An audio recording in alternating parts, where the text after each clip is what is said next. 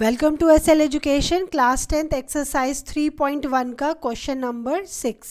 Question है given the linear equation 2x plus 3y minus 8 equal to 0, write another linear equation in two variables such that the geometrical representation of the pair so formed is intersecting lines, parallel lines and coincident line।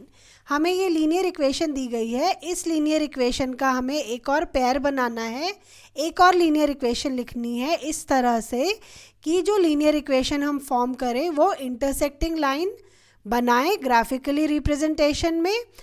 और फिर हमें एक दूसरी pair, मतलब हमें 3 part दिए गए हैं तो हमें 3 पेयर बनाने हैं। एक में इंटरसेक्टिंग लाइन होनी चाहिए, दूसरी में पैरेलल लाइंस एंड तीसरी में कोइंसिडेंट लाइन। तो स्टार्ट करते हैं पार्ट फर्स्ट से। पहले में बनाना है हमें इंटरसेक्टिंग लाइन। तो हमें रेशोज पता है कि कंपैरिजन ऑफ रेशो क्या होता है फॉर इंटरसेक्टिंग लाइन। तो हम लिख लेंगे for intersecting lines, for intersecting lines a1 upon a2 is not equal to b1 upon b2। c1 c2 हम कुछ भी लिख सकते हैं, बट हमारी दो रेशोज जो हैं वो इक्वल नहीं होनी चाहिए। तो हम पहले लिख लेते हैं हमारी इस जो ये लीनियर इक्वेशन दी हुई है इसमें से हम a1 b1 एंड c1 की वैल्यूज़ लिख लेते हैं। तो a1 है 2, b1 है 3 एंड c1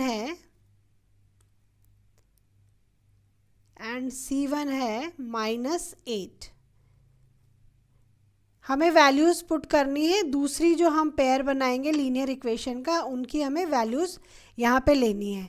तो यहाँ पे मैं यदि 3 ले लेती हूँ a2 और b2 की जगह मैं 2 ले लेती हूँ, और यहाँ पे हम कुछ भी ले लेंगे, बस इनके रेशोस, ये रेशो इक्वल नहीं है तो यहाँ पे हम कुछ भी ले लें, फ़र्क नहीं पड़ता। तो ओके मैंने ले लिया 5। अब यहाँ पे आप रेशोस चेक कीजिए। a1 अपॉन a2 यदि मैं लिखती हूँ 2 upon 3 and b1 upon b2 हो गया 3 अपॉन 2, तो ये रेशोज़ इक्वल नहीं है। तो हमारी ये जो कंडीशन है वो यहाँ पे सेटिस्फाई होती है। तो इसका मतलब यदि हम ये वैल्यूज़ पुट करके एक लीनियर इक्वेशन फॉर्म करें तो हमारी जो लाइन फॉर्म होगी वो इंटरसेक्टिंग लाइन फॉर्म होगी। तो हम लीनियर इक्वेशन लिख लेते हैं। लीनियर इक्वेशन यहाँ पे लिख लीजिए। So therefore the linear equation is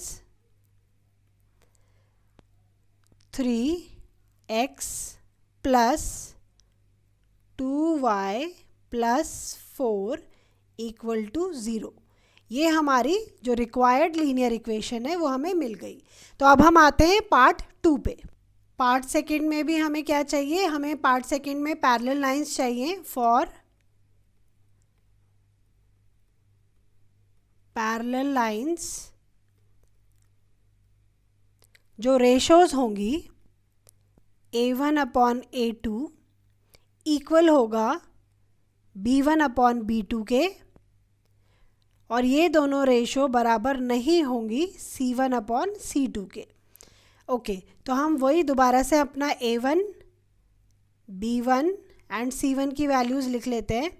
a1 है 2, b1 है 3 एंड c1 है -8। चलिए अब हमें यहाँ पे वैल्यूज़ चाहिए a2 b2 c2। अब हमें ये रेशो इक्वल चाहिए इसके। तो यहाँ पे मैं कोई ऐसा नंबर, ऐसा रेशो बना दूंगी जो इसके बराबर हो जाए। जैसे 2 है तो मैंने यहाँ लिख दिया 4, तो हो जाएगा 2 1 ज़ा 2, 2 2 ज़ा 4, 1/2 रेशो हो गई। यहाँ पे भी मैं कुछ ऐसी वैल्यू ले लेती हूँ, 3 1 ज़ा 3, तो 3 2 ज़ा 6, तो यहाँ पे भी जो रेशो हो जाएगी 1/2 हो जाएगी। और c1 c2 इक्वल नहीं होने चाहिए, तो यहाँ पे मैं कोई भी, मान लीजिए मैंने 4 ले लिया। अब हम यहाँ पे हमें जो इक्वेशन रेशोज़ मिली हैं 1/2 is equal to 1/2 not equal to -8/4। 4 1 ज़ा 4, 4 2 ज़ा 8। तो यदि हम इसे सिंपलेस्ट फॉर्म में लिखेंगे फिर भी ये मैच नहीं हो रही है। तो हमारी जो सो द लीनियर इक्वेशन लिख लेंगे, so the linear equation, so the linear equation is 2x plus 4x लिखेंगे, 4x लिखेंगे। जो कट करके आए वो मैंने आपको सिंपलर फॉर्म में लिख के दिखाया कि ये इक्वल कैसे प्रूफ होंगे। तो बट हमारा ये 4x होगा एंड 6y, तो ये लिख लेंगे हम 6y प्लस या माइनस, हम कुछ भी ले सकते हैं, 4 इज इक्वल टू 0। तो ये हमारी लीनियर इक्वेशन है। इन दोनों इक्वेशंस का यदि हम पेयर बनाएंगे तो हमारी जो लाइन फॉर्म होंगी वो पैरेलल लाइंस फॉर्म होगी। तो ये पार्ट कंप्लीट होता है। अब आते हैं हम थर्ड पार्ट पे। थर्ड पार्ट हमें चाहिए कोइंसिडेंट लाइंस। तो लिख लेंगे फॉर कोइंसिडेंट लाइंस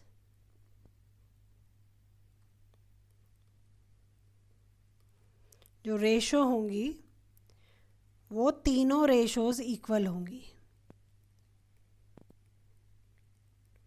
C1/C2।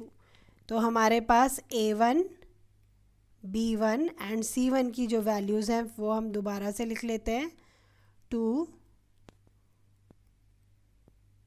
और ये हो जाएगा 3 एंड दिस इज़ -8। तो A2 है, हम ले लेंगे 4 जिस तरह से हमने पिछली वाली पार्ट में लिया था। तो ये 1:2 हो जाएगा, B2 हो जाएगा हमारा 6 और C2 हो जाएगा 8 1 ज़ा 8, 8 2 ज़ा 16। तो ये भी 1:2 हो जाएगा। तो आप इसे कट करोगे तो 2 1 ज़ा 2, 2 2 ज़ा 4, 3 1 ज़ा 3, 3 2 ज़ा 4 और ये माइनस माइनस कट हो जाएंगे, 8 1 ज़ा 8, 8 2 ज़ा 16। तो हमारी जो तीनों रेशोज़ हैं वो इक्वल हो चुकी हैं। तो हमें अब जो लीनियर इक्वेशन लिखना है वो हम लिख सकते हैं, therefore the linear equation is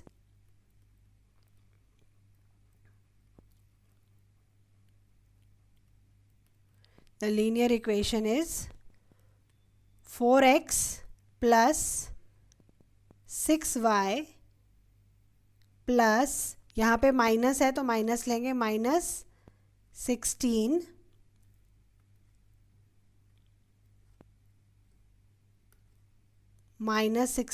equal to 0।